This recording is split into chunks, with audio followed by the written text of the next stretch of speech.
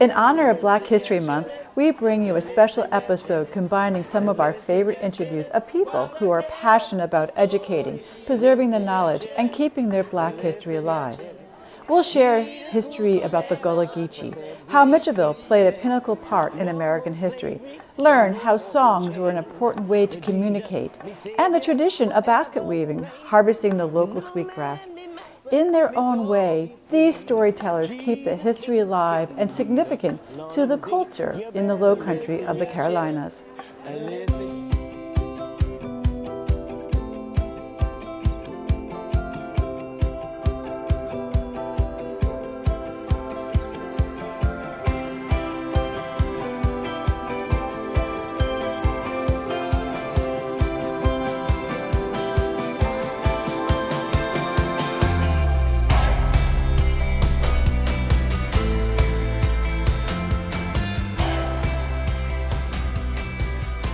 First up, let's meet Aunt Pearlie Sue and the Gullah King Folk Traveling Group. They traveled the world keeping the voices of African songs alive, of spirituality, and even had code songs with covert messages to communicate. What is your name? Well, most people know me as Aunt Pearlie Sue, but I'm Anita Singleton Fraser, born and raised right here, Euphatonia. Well, nice to meet you. Nice meeting you. And I'm so excited. I heard that you were going to be here this evening. And what is the name of your group, your choir? It's Aunt Pearlie Sue and the Gullah Traveling Theater. Gullah Kin Folk Traveling. These are my Gullah Kin Folk, and we're all part of the Gullah Traveling Theater. So your travels, where do they take you? From West Africa, Sierra Leone, West Africa, to Barbados, West Indies, and everything else in between. That's exciting. Yes. So tell me about your music. Are you creating music and also singing songs from your heritage? Right. Tell me a little bit about that. Some of them are original pieces, and some of them are new arrangements of old Gullah spirituals, and some of them are just straight Gullah spiritual play songs and work songs from our history. Tell me a little bit about the Gullah in your songs, because I've done quite a few history shows and I'm learning about the Gullah Geechee community and the soulfulness of the culture. In your song, is your song about a story that happened in life? Is like life songs, lyrics about life lessons? Well, it's a mixture, because some of them were code songs.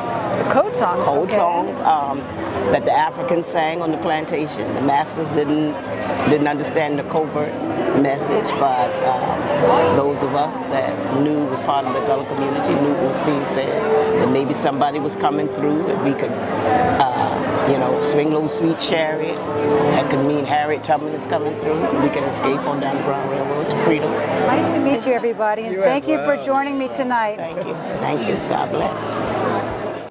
Ahmed Ward, Executive Director of Historic Mitchellville Freedom Park, and Rich Thomas, historian on Hilton Head Island, do an amazing job at weaving the sequence of events and how Mitchellville was organized, the first Black self-governed town in America. November 1861, the Battle of Port Royal, which happened in the Sound that way, going out towards the river, towards the ocean. There was a major battle here, only lasted about 3 hours, but the Union Army came in and bombarded two forts, Fort Walker and Fort Beauregard, which is across the water. And everyone who was in Hilton Head, who was Confederate and or slave owner, left because the Union Army was coming.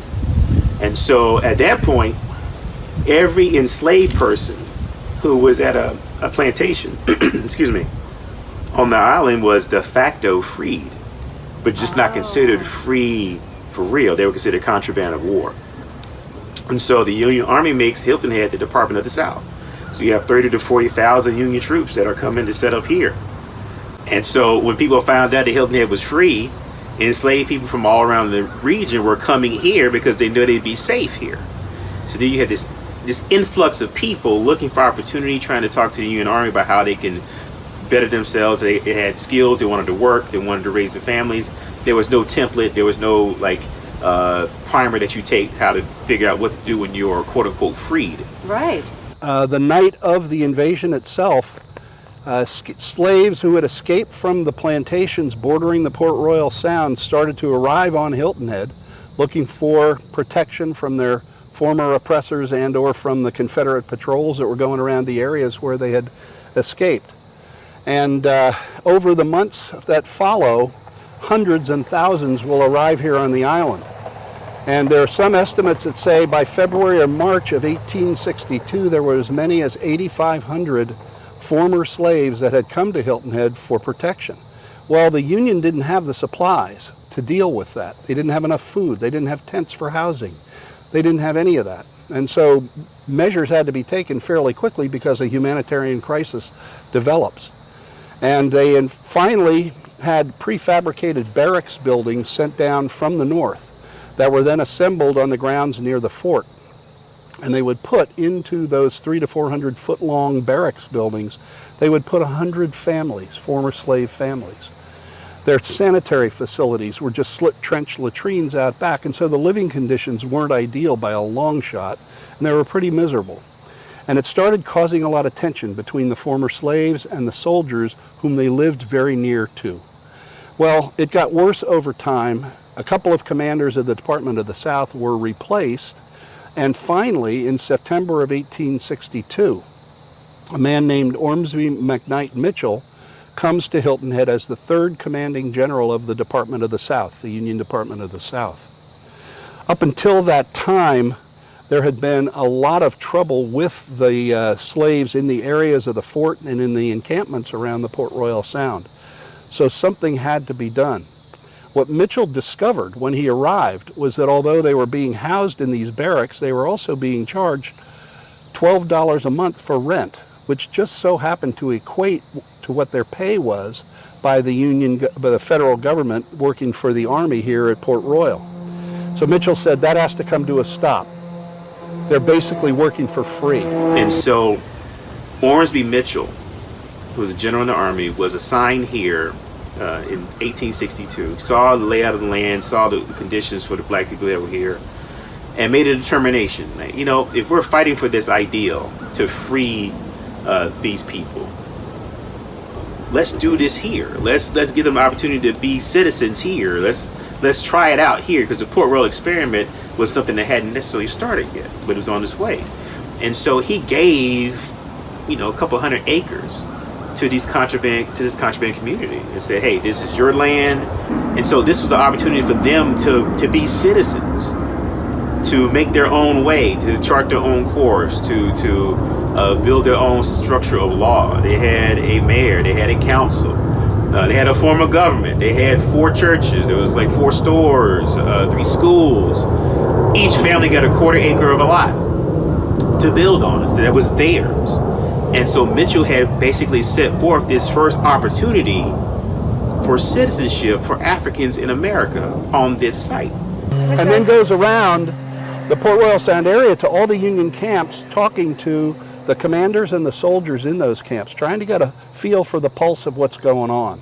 And after 1 week, he comes back. He comes back to the command post that was directly across Fish Hall Creek Marsh from where we stand right now. And when he gets back, he'll go up into the watchtower and the signal station that stood on top of the tallest building in the area at the time. And as he's looking out, he looks north over the creek and the marsh to this wide open cotton field that we're standing on now, which was the cotton field of the Drayton Plantation. Okay. And he said, what better place to locate a community for these people, these contrabands, than on the land of the former Confederate commander? Because the owner of this plantation was also the Confederate general in charge of all of the troops between Charleston and the Savannah River. And so he sets aside 900 acres of that Drayton Plantation land as the site for the future village of what are going to become freedmen. And in the first week that he's back, he works feverishly. He actually lays out a plat for the town, perpendicular parallel street grid system. He'll recommend a structure for the town government, town council, mayor, marshal, etc. He'll even lay out rules and regulations that he thinks need to be in place so that there's order and discipline kept in the town. Right. And he'll go so far as to recommend a law for the compulsory education of children aged 6 to 15. And it's important also to note that Mitchellville also was the first mandatory school system that was recognized in the state of South Carolina. Potentially the South, but we know specifically the state of South Carolina, because every child who was here between the age of 6 and 15 had to go to school. Yeah. And so that was also a very important part of freedom. Like, that was something that was important to them because you couldn't take education away. Even if somebody could take your freedom away physically, Right. you couldn't do anything with this. And he'll do all of that. Now he has to persuade people that it's a good idea to have a town for him. He starts with his general staff. They come on board fairly quickly. But now he has to get the freedmen community to, in fact, embrace his concept. And that's a big step for them, because up until that time, they have been cared for every day of their life. The thought that they might live independently, away from the protection of the fort, even though it's only a few hundred yards, and on their own to self-govern and self-discipline and do all of these other things, that's a big stretch. But he works with the leaders of the black community, and finally they come on board with his concept. So he'll write a letter to the Secretary of the Treasury telling him of his plans and telling him that he needs money to build a town for these former slaves. And without waiting for word from Washington, he'll actually give the order to the 9 sawmills that are here on Hilton Head to start cutting the lumber for the building of the houses in the town that will later be named Mitchellville in his honor. He'll do all of that, and then he'll become feverish, and he's taken over to an officer's hospital in Beaufort, and he'll die of yellow fever 45 days after he arrived on Hilton Head. Oh, wow. But the way he had planned, the way he had communicated, the power of his vision, and the way he had enrolled the community of freedmen ended up having Mitchellville implemented almost without variation. And what was the town of Mitchellville goes on through the war to become a thriving community. By the end of 1865, when the troops are mustered out of service, there are over 3,500, some people feel closer to 5,000 people living in the town of Mitchellville in over 500 homes. And those people will stay in place up through the end of 1868, when the last of the Union troops leave the island. So how long did this community last for? I know we still have it here, I understand, Sure. but when it sort of dissipated, what Right. caused that? The height, as I mentioned before, was between 1862 and 1868. The Union Army leaves in 68, so the economic engine is now gone. Okay. But they moved to a more of a subsistence form of living, so the things that they were selling and bartering to the town, they started doing all of that for the community itself. And what you also have to keep in mind is after the war is over, there's an opportunity for people to go try to find folks they've been separated from. So people packed up the houses that they had built from wood from the Union Army sawmill and moved, try to locate people. They moved to the northern end of the island because the soil is better and it was closer to the mainland, because there was no bridge until 1956, so you had to use boats, right? And also, Hilton Head is shaped like a shoe, as most people know, so Mitchellville is on the back of the heel, which is dangling out in Port Royal Sound, which connects to the ocean. Right. And you got storms coming off there every single year, right? So it wasn't the best location or best habitat for Maybe civilization. not. So they needed to, but that makes sense. That's what humans do. They migrate to better places so they can survive. Sure. And that's the answer. I was curious about that because I was wondering, why did it go? Let's meet Luana Graves Sellers. She's an author and a historian of the Gullah Geechee. She shares stories of the day in the life of living in Mitchellville. Yeah, I've always heard of the Gullah Geechee, and I haven't really figured out, they're blended together, but are they separate? Can you tell us the difference, or why they're together and why they are separate? Well, they're together now because they've become interchangeable. However, there are several different stories behind where the name Gullah and Geechee came from. The Gullah Geechee are descendants of West Africa. And so as descendants, they came from several different countries within Africa, and the culture really became a blending of those different cultures. There were a couple of tribes in Africa, one that was pronounced Gullah, and there's another one called Gullah, and there's another one called Akisi. And so, again, there's no specific right answer. However, because of those names and because of the blending of those cultures, that's how the Gullah and the Geechee names kind of came to be. The Gullah are the slaves that were from South Carolina into North Carolina. and the Geechee are considered the slaves that were from the Ogeechee River in Georgia and south into Florida. But growing up, I had an aunt I grew up in New York, and my aunt who was born in Charleston, we used to say that she was a Geechee. And I didn't know what that was, as a child. So now that I know, in the technical sense, she would have been a Gullah, not a Geechee. However, because there was that blending and really migration and combination of people through slavery, those names have become interchangeable. So it is not wrong if you're a Geechee from South Carolina or a Gullah from Georgia, but so the territories was sort of what happened. It was brought us, but now we've seemed to be we're the Lowcountry, which has brought everybody together. Exactly. And created a community. Exactly. And that's what brought us here to Mitchellville, which is the Freedom Park.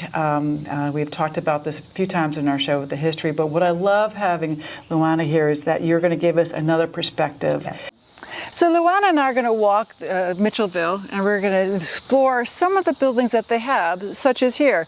This is a traditional house. A family would live here. I think the size is about 15. And within a family, how many kids would there be? Sometimes families would have upwards of 15, 17 children. So if this was the home, this is where everybody was. And they would spend the day, in Mitchellville, they would have a plot of land that they would farm, and whatever crops they got out of the farming, they could sell to the soldiers. Or if they were out on the water, they would fish and, do that as well. So Mitchellville was really a working town. And there was a community that really supported each other as well. Absolutely, absolutely. So let's go over to the Praise House, because I think religion was very important to that, to the religion, to the culture, to the day in the life, right? Yes, because one of the things about the Gullah is that a lot of the African traditions included that village mentality. So if one had, one shared. That was just the way of life. And we're at the Praise House, and within this culture, religion was very important. Yes. So were the religions blended? Was it the African and the Christianity, or did they keep it separate? Yes, it was a blended religion between Christianity and African traditions that were carried through the generations. And so a lot of the slaves, because they were enslaved by Christians, they knew the Bible. But in addition to those traditions, they brought over certain cultural aspects. For instance, if someone wanted to join the church, they would do something called seeking, which means that they would tie a string around their forehead so people could visually see that they are in a seeking mode or going through seeking. And that person would need to essentially isolate themselves until they had a good idea of and a dream or state of mind that explained to them what their purpose in the religion was. And so they would then take that to an elder and explain, and if the elder accepted that vision that they had, then they were able to come into the church. If the elder felt that they needed to go back and try again, they would have to go back and try again. Isn't that interesting? They had meditation back then. You did a little digging through your genealogy. Yes. So tell us, I'm intrigued by this. Well, one of the things that makes Mitchellville special to me is that this is the ground that my great-great-great-great-grandfather walked on. He was a soldier in the U.S. Colored Troops when the Union Army was in possession of Hilton Head. And through that research, I was able to find that he escaped from slavery on Johns Island and made his way to Beaufort, and then made his way here and fought under Colonel Montgomery, who was the commander of the Combahee River Raid, which Harriet Tubman was involved in. Oh, interesting. As well as the raid on Darien, Georgia, which was depicted in the movie Glory, when they Yes. burned down the town, and liberated Jacksonville, during the war. So That has been very fun to find this out and start It reading really about is. it. And you just kind of thought, and now here you live here. Yes. I mean, your family's taken, what, 6, 7 generations? yes. Full circle. Yes, exactly, and had no idea when I'd been coming here. I've been coming here all my life, but had no idea the depth of the connection that I would have to this island through my family. Have you seen the beautiful Sweetgrass baskets? Let's meet Michael Smalls and Dino Badger to learn about the traditions of these baskets, which are truly a work of art. And I want to stop by here and look at the beautiful baskets. I want to introduce you to Michael Smalls and Dino Badger. And this is a true craftsmanship. This is the Lowcountry Gullah Sweetgrass baskets, right? Right. So tell me about the heritage. The Gullah baskets are actually an art form that was brought from Sierra Leone, West Africa, over 400 years ago by our ancestors. When they were enslaved and brought, they were placed on 2 plantations in Mount Pleasant, South Carolina, Boone Hall Plantation and Laurel Hill. From those 2 plantations, they were rice plantations. So they brought the concept of the baskets to clean and shaft the rice, as well as toting fruits and vegetables out of the fields, holding their babies while they're in the fields working. So during that era, it was more of a utility basket or a working tool.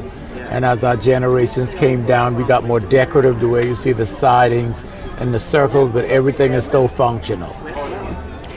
Our main goal now is to try to educate and preserve, because we don't want to lose it. We're about the 7th generation. My mom and my great-grandmother I was taught when I was about 7 years old. Got away from it for many years, decided later on in life that I wanted to try to preserve it for another generation. So this is what we've been doing now for the last 12 years. People travel long distances to come and get one of these baskets. They get off they- of 95 and they come They in do, and they they stop do. and they buy them, and they're just beautiful. Yeah, they're it's an very- heirloom. It's an heirloom to your family. Yes, it is. It's an investment. They last you a lifetime. We've had plenty clients that have came back, had inherited from their parents or their grandparents. So they're built to last you pretty much a lifetime. Well, thank you for your time. I've enjoyed meeting you. You're welcome, and thank you. It was a pleasure to meet Aunt Pearlie Sue, Ahmed, Rich, Luana, Michael, and Dino. I want to thank them for sharing their stories and history as we honor Black History Month. For more inspiring stories of coastal life, subscribe to our YouTube channel and follow us on Instagram. I want to thank you so much for joining us. This is Coastal with Kathryn.